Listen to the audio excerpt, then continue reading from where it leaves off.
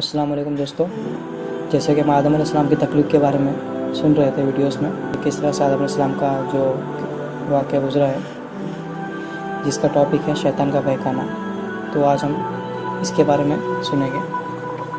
تو شروع کرنے سے پہلے دوستو، اگر آپ نے ہمارے اس چینل کو سبسکرائب نہیں کیا ہے تو پلیز آپ سبسکرائب کر لیں، تاکہ آپ کو ہمارے ہر ویڈیوز کے نوٹیفیکیشن آپ کو ملتے رہے، اور آپ سبھی ویڈیوز کو ثواب کی نیت سے اپنے سبھی دوستوں کو شیئر کیجیے، تاکہ وہ بھی سن کر ثواب حاصل کر سکیں۔ تو آئیے شروع کرتے ہیں۔ اعوذ باللہ من الشیطان الرجیم، بسم اللہ الرحمن الرحیم۔ اللہ تعالیٰ فرماتا ہے سورہ بقرہ کی آیت میں، جس کا ترجمہ ہے، پھر پھسلا دیا انہیں شیطان نے اس درخت کے باعث یعنی جنت سے، اور نکلوا دیا ان دونوں کو وہاں سے جہاں وہ تھے، یعنی نعمتوں اور راحت و سرور سے تھکاوٹ، محنت و مشقت کی طرف، اور یہ اس لیے ہوا کہ ابلیس نے انہیں بہکایا اور ان کے دلوں میں دنیا کی خواہش کو پیدا کر دیا۔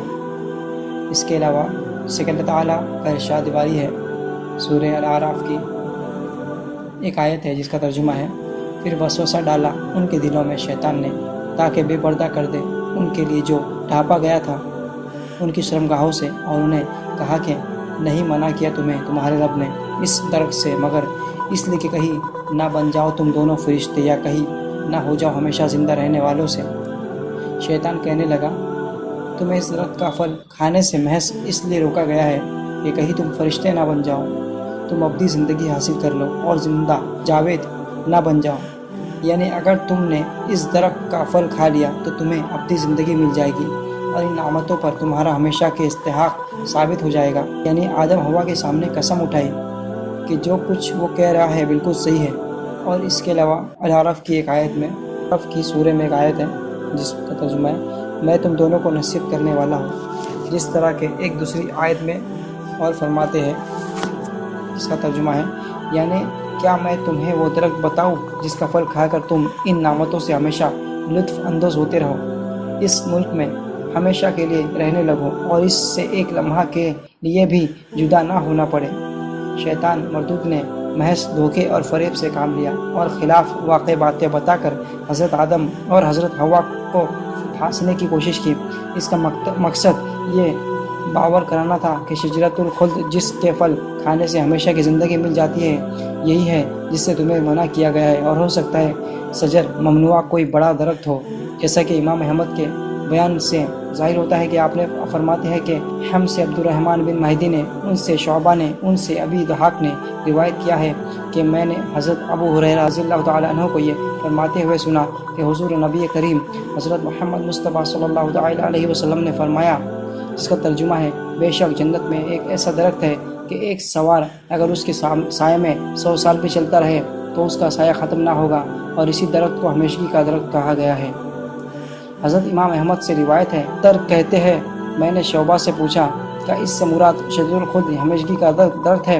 تو انہوں نے فرمایا، اس میں اس کا ذکر تو نہیں ہے۔ اس روایت کو صرف حضرت امام احمد نے نقل کیا ہے۔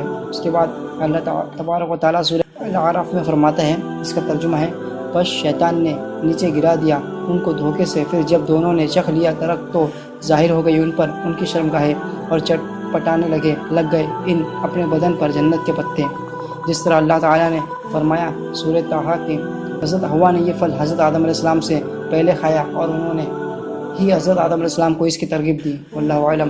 امام بخاری سے روایت ہے کہ حمام بن منبع حضرت ابو ہریرہ رضی اللہ تعالیٰ عنہ سے روایت کرتے ہیں کہ حضور نبی کریم صلی اللہ تعالیٰ علیہ وسلم، اگر بنی اسرائیل نہ ہوتے تو گوشت کبھی بھی سڑتا، اور اگر حضرت حوا نہ ہوتی تو عورت کبھی بھی اپنے مرد سے خیانت نہ کرتی۔ مذکورہ سند کے حوالے سے یہ حدیث مفرد ہے، اور اسی حدیث کو امام بخاری اور امام مسلم نے اپنی صحیح میں عبدالرزاق کے حوالے سے نقل کیا ہے۔ عبدالرزاق معمر سے اور وہ حمام سے روایت کرتے ہیں کہ حضرت ابو ہریرہ رضی اللہ تعالیٰ عنہ نے ہم سے یہ حدیث بیان کی ہے، اور اسی حدیث کو احمد اور مسلم نے ہارون معروف سے، انہوں نے ابی وہب سے، انہوں نے عمر بن الحارث سے، انہوں نے حضرت ابو ہریرہ رضی اللہ عنہ سے بھی یہی الفاظ روایت کیے ہیں۔ موجودہ تورات میں بھی یہ قصہ مذکور ہے۔ تورات میں ہے کہ سانپ نے حضرت حوا رضی اللہ عنہا کو پھل کھانے کی ترغیب دی، اور وہ سانپ بہت خوبصورت اور جسیم تھا۔ حضرت حوا نے اس کے کہنے سے شجر ممنوع کا پھل کھا لیا، اور پھر یہی حضرت آدم علیہ السلام کو بھی کھلا دیا۔ اس میں ابلیس کا ذکر نہیں۔ تورات بیان کرتی ہے کہ حضرت آدم و حوا علیہ السلام نے جو ہی پھل کھایا ان کی آنکھیں کھل گئی اور انہیں معلوم ہو گیا کہ وہ ننگے ہیں، تو یہ دیکھ کر وہ انجیر کے پتے اپنے جسموں پر لپیٹنے لگے اور اپنی شرمگاہوں کو چھپانے لگے۔ وہ جنت میں ننگے رہتے تھے۔ وہب بن منبع کی بھی یہی رائے ہے۔ وہ کہتے ہیں کہ وہ ننگے تھے اور ان کا لباس ایک نور تھا جس سے دونوں کی شرمگاہیں نظر نہیں آتی تھی۔ وہب بن منبع کا قول تورات ہی سے ماخوذ لگتا ہے، جو بالکل غلط ہے، اور یہ وہ تورات نہیں ہے کہ جس کی روایت پر اعتماد کیا جائے۔ اس میں بہت تحریف ہو چکی ہے اور اس کے تراجم بھی ناقص ہے، کیونکہ جب ایک کلام کو ترجمہ کر کے کسی دوسری لغت میں لایا جاتا ہے تو کافی مشکلات کا سامنا کرنا پڑتا ہے۔ ترجمہ کرنا بہت مشکل کام ہے، یہ ہر شخص کے بس کا روگ نہیں، اور خصوصاً وہ لوگ جو عربوں کے کلام سے پوری طرح واقف نہیں، اور جس کتاب کا ترجمہ وہ کر رہے ہیں اس میں درج علوم پر مکمل دسترس نہیں رکھتے، تو ایسے لوگوں سے لفظاً اور معنی کئی غلطیاں ہو جاتی ہیں۔ لہٰذا کتب سابقہ کے تراجم پر اعتماد نہیں کیا جا سکتا۔ یہ کہنا بالکل غلط ہے کہ حضرت آدم و حوا علیہم السلام جنت میں حریہ تھے۔ مجید کی آیت سے واضح ہوتا ہے کہ ان کے جسم پر لباس تھا۔ اللہ تعالیٰ فرماتا ہے سورہ الاعراف میں، جس کا ترجمہ ہے، اور اتروا دیا ان کا لباس تاکہ دکھلا دے انہیں ان کی پردے کی جگہ۔ لہٰذا قرآن مجید کی آیت کو کسی اور کلام سے رد نہیں کیا جا سکتا۔ واللہ اعلم۔ ابن ابی حاتم کہتے ہیں ہم سے علی بن الحسن بن ثقاب نے، ان سے علی بن عاصم نے، ان سے سعید بن ابی عروبہ نے، ان سے قتادہ نے اور ان سے حسن نے بیان کیا ہے کہ حضرت آدم علیہ السلام بہت طویل القامت تھے اور آپ کے سر کے بال بہت گھنے تھے۔ آپ کی قامت کو دیکھ کر یوں لگتا گویا بہت بڑا درخت ہے۔ جب انہوں نے درخت کا پھل چکھا تو ان کا لباس اتر گیا۔ سب سے پہلے ان کی شرمگاہ ننگی ہو گئی۔ جو ہی شرمگاہ پر نظر پڑی جنت میں دوڑنا شروع کر دیا۔ آپ کے بال ایک درخت سے الجھ گئے۔ آپ نے چھڑانے کی کوشش شروع کی۔ اس لمحے اللہ تعالیٰ نے آواز دی، اے آدم، کیا مجھ سے چھڑانے کی کوشش کر رہے ہو؟ عرض کی، نہیں مولا، میں تجھ سے نہیں بھاگ سکتا، لیکن حیا کے مارے بے قرار ہوں اور دوڑ رہا ہوں۔ سعید بن جبیر حضرت ابن عباس رضی اللہ تعالیٰ عنہ سے روایت کرتے ہوئے فرمایا، جس کا ترجمہ، میں جنت کے پتوں سے مراد انجیر کے درخت کے پتے ہیں۔ حضرت ابن عباس کی طرف اس روایت کا اسناد صحیح لگتا ہے کہ یہ اسرائیلی روایت ہے۔ آیت کے الفاظ میں عموم ہے، کسی خاص درخت کے پتوں کا تعین نہیں۔ والجنہ سے انجیر کے پتے مراد لینے میں کوئی قباحت نہیں۔ واللہ اعلم۔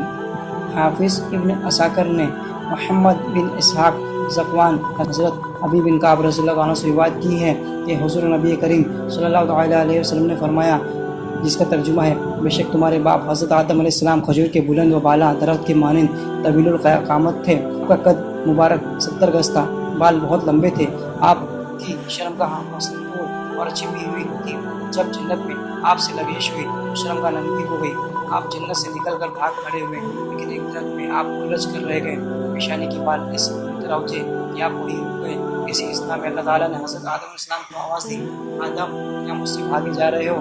عرض کی، مولا، اپنی لغزش پر نادم ہو کر بھاگ رہا ہوں۔ ابن عساکر نے سعید ابی عروبہ سے، انہوں نے قتادہ سے، انہوں نے حسن سے، انہوں نے حیا بن زمرہ اور انہوں نے حضرت ابی بن کعب رضی اللہ عنہ سے اپنی اسی مفہوم کی ایک اور حدیث روایت کی ہے، اور اس کی یہ سند صحیح ترین ہے کہ حضرت حسن نے حضرت ابی بن کعب رضی اللہ عنہ کا زمانہ نہیں پایا۔ حافظ بن عساکر نے اس حدیث کو ایکار سند سے بھی لیا ہے۔ وہ سند قسیمہ بن سلیمان رابسی کاتب سے چلتی ہے۔ محمد بن عبد الوہاب ابی مرصاف اسقلانی سے، آدم بن ابی الیاس سے، اور سنان سے، وہ قتادہ سے، اور وہ انس رضی اللہ تعالیٰ عنہ سے مرفوعاً یہی حدیث کو روایت کرتے ہیں۔ اس کے علاوہ سورہ الاعراف کی ایک آیت جس میں ہے، استوا میں اپنی خطا کا اعتراف ہے، توبہ پر آمدگی کا اظہار ہے، نزل و خضوع اور عاجزی و انکساری ہے، اور اس جذبے کا اظہار ہے کہ مشکل گھڑی میں انسان اللہ تعالیٰ کے رحم و کرم اور عفو و درگزر کا محتاج ہے، اور عاجزی و انکساری اور نزل و خضوع کا یہ راز آپ کی اولاد سے جو بھی پایا جائے گا، دنیا و آخرت میں اس کا انجام بہت بہتر ہوگا۔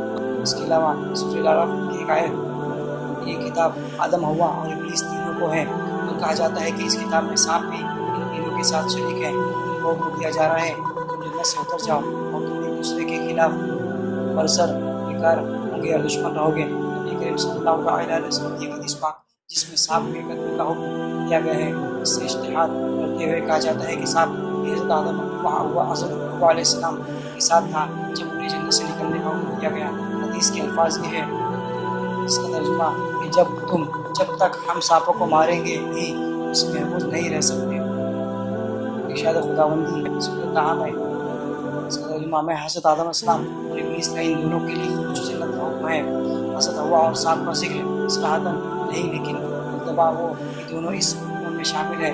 وہ حضرت آدم علیہ السلام کے ساتھ ہوا کا اور ابلیس کے ساتھ سانپ کا ذکر بالطبع کیا گیا ہے۔ یہ بھی کہا گیا ہے کہ مذکورہ آیت میں اگرچہ تثنیہ کا سیوا ہے، لیکن مقصود حضرت آدم علیہ السلام اور حضرت حوا علیہ السلام اور ان کے دشمن ابلیس اور سانپ چاروں ہیں، جیسا کہ قرآن میں اللہ تعالیٰ فرماتا ہے سورہ انبیاء میں، اس کا ترجمہ ہے اور یاد کرو داؤد اور سلیمان کو جب وہ فیصلہ کر رہے تھے ایک کھیتی کے جھگڑے کا، جب رات کے وقت چھوٹ گئی اس میں ایک قوم کی بکریاں اور ہم ان کے فیصلے کا مشاہدہ کر رہے تھے۔ یہی صحیح ہے کیونکہ حاکم ہمیشہ دو آدمیوں کے درمیان فیصلہ صادر کرتا ہے، ان میں سے ایک مدعی ہوتا ہے اور دوسرا مدعا علیہ۔ اس لیے فرمایا مقصد یہ ہے کہ ہم ضمیر اگرچہ جمع غائب کی ہے لیکن اس کا مرجع مدعی اور مدعا علیہ دو شخص ہے۔ یا بعض اوقات دو آدمیوں کے لیے بھی جمع کی ضمیر آ سکتی ہے، اسی طرح مذکور بالا آیت محبتہ میں اگرچہ تثنیہ کا سیوا ذکر کیا گیا ہے لیکن اس حکم میں دو نہیں بلکہ چار شخصیتیں شامل ہیں، آدم، حوا، ابلیس اور سانپ۔ سورہ بقرہ میں لفظ اہبطوا اتر جاؤ دو مرتبہ آیا ہے، جیسے کہ اللہ تعالیٰ کا فرمان ہے سورہ بقرہ میں۔ بعض مفسرین نے کہا ہے کہ پہلے حکم اتر جاؤ سے مراد یہ تھا کہ جنت سے آسمان کی دنیا کی طرف اتر جاؤ، اور دوسرے سے مقصود تھا آسمان دنیا سے زمین کی طرف اتر جاؤ، لیکن یہ توجیہ بہت ضعیف ہے کیونکہ آیت دلالت کر رہا ہے پہلے حکم سے زمین پر اتارنا مقصود ہے۔ اللہ عالم کی توجیہ یہ ہے کہ اگرچہ لفظاً تو تکرار ہے لیکن حکم ایک ہی ہے اور ایک کے ساتھ ایک بات کا اضافہ فرما دیا۔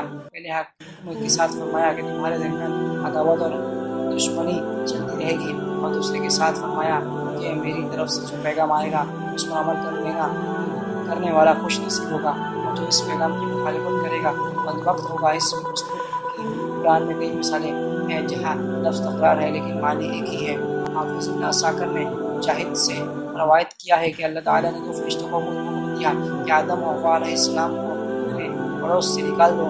حضرت جبرائیل علیہ السلام نے جن کے سر سے تاج اتارا اور حضرت میکائیل علیہ السلام نے ان کی زبین سے جواہر سے غصہ پٹکا کھولا۔ حضرت آدم علیہ السلام جنت کی طرف کی ایک ٹہنی میں الجھ گئے، سمجھے کہ شاید اسی وقت اس خطا کی سزا دی جا رہی ہے، سر جھکایا اور عفو درگزر کی التجا کی۔ اللہ تعالیٰ نے فرمایا کیا مجھ سے بھاگنا چاہتے ہو؟ عرض کیا میرے مولا اپنی خطا پر نادم شرمندہ ہوں، اس لیے بھاگ رہا ہوں، اس سے بھاگ کر کہاں جاؤں؟ دوستوں اس میں بتایا گیا کہ شیطان نے کس طرح سے آدم علیہ السلام اور بیوی حوا علیہ السلام کو بہکایا اور کس طرح سے سے نکلوایا۔ اس کے علاوہ اور بھی کئی سارے پارٹس اس کے بنیں گے انشاءاللہ، تو آپ اس ویڈیو کو پورا دیکھیں اور اپنے دوستوں کو شیئر کریں ثواب کی نیت سے، اور آپ اس ویڈیوز کو یعنی ہمارے چینل کو ضرور سبسکرائب کریں تاکہ آپ کو ہمارے ہر ویڈیو کی نوٹیفیکیشن ملتی رہے۔ خدا حافظ، السلام علیکم۔